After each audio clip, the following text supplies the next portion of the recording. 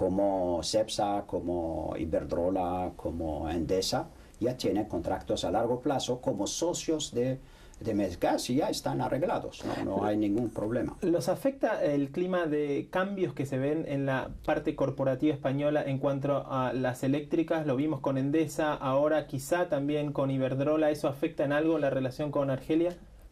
No, realmente no hay ningún problema. El único problema es que cuando uno firma un contrato, se firma entre Sonatrach y la compañía misma. Entonces, si la compañía cambia, pero no cambia de dueño, ¿no? Si solamente hay un cambio de accionarios no hay ningún problema, porque el contrato está firmado entre Sonatrach y esta compañía. Si se cambia de compañía, entonces no hay contrato entre Sonatrach y la nueva compañía.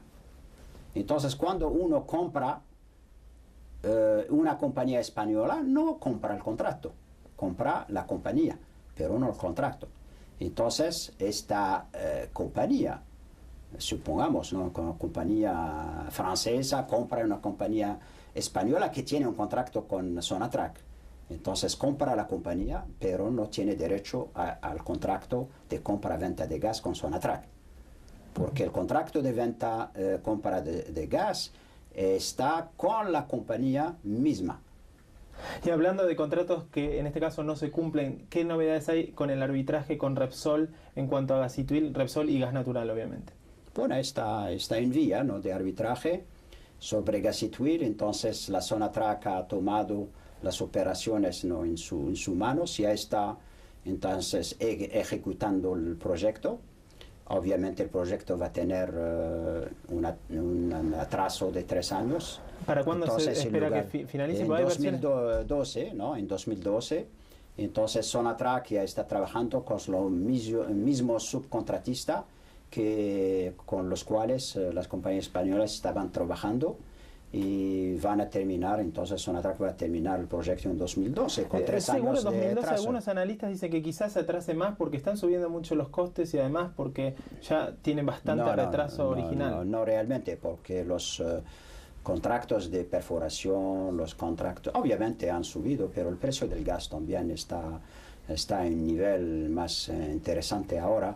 Ahora se puede vender un cargamento de gas natural licuado a Turquía a $18. Se puede vender un cargamento a Estados Unidos a $9. Se puede vender un cargamento de gas natural licuado a $29.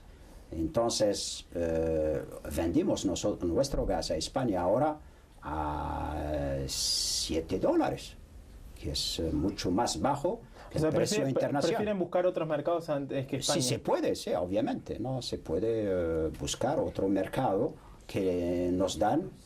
Obviamente, si tenemos que vender gas natural licuado ahora, preferimos venderlo a Turquía o a Estados Unidos o al Japón. ¿Cuánto le están reclamando a Repsol y Gas Natural en ese arbitraje? ¿En qué arbitraje? En el de Gasituil. Bueno, nosotros que estamos pidiendo, no Repsol Gas Natural. ¿Pero cuánto le están pidiendo ustedes? No le puede decir porque es un asunto de arbitraje.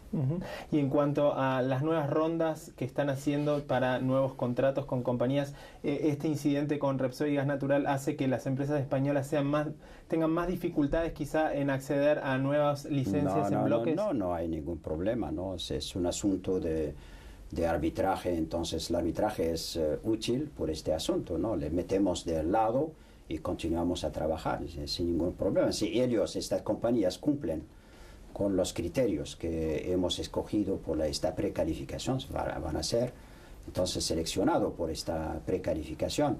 Si cumplen con la experiencia, con la posibilidad de tener posibilidad para Sonatrach de ser sus socios en otras áreas, en otros países, también, ¿no?, pueden acceder a hacer una oferta en esta ronda.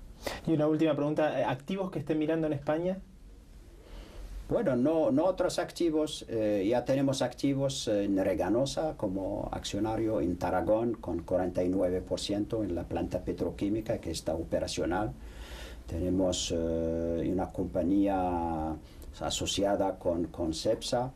Entonces, por el momento no tenemos. Tenemos, obviamente, hemos comprado acciones con EDP, Electricidad de Portugal, con la cual tenemos relaciones muy buenas y ya tenemos proyectos de generación de electricidad, distribución de gas en la península ibérica, ¿no? Incluyendo a España. Ministro Queralt, muchas gracias. Muchas gracias. Président, merci beaucoup d'avoir accepté cette interview. Demain, donc, on attend la décision de l'OPEP. Est-ce qu'on va avoir un status quo pour l'instant pour que justement l'OPEP arrive à mieux comprendre ce qui se passe aux États-Unis? Bon, probablement parce que ce qui arrive, c'est que les stocks sont élevés, donc sont bons.